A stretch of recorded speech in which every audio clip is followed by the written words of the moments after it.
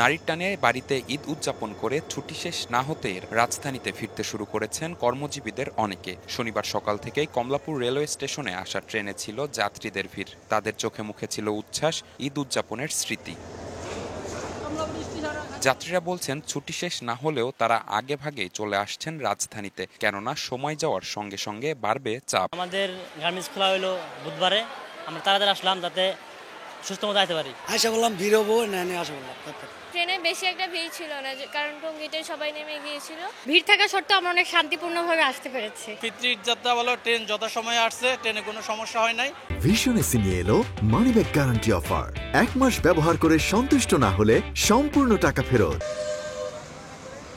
তবে কিছুটা উল্টো চিত্র মহাখালী বাস টার্মিনাল সহ অন্যান্য বাস টার্মিনালে। সকাল থেকে রাজধানী সহ সারা দেশের বিভিন্ন গন্তব্য থেকে ছেড়ে আসা বাসগুলোতে ছিল না তেমন যাত্রী চাপ। গাড়ি জ্যাম লাগবে তাড়াতাড়ি। বাসের সংখ্যা তো আছে, ওই সিরিয়াল গেল 2-3টা আছে।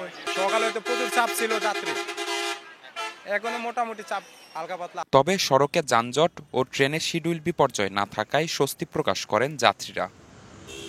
নিবিড় সাহা, সময় সংবাদ, ঢাকা।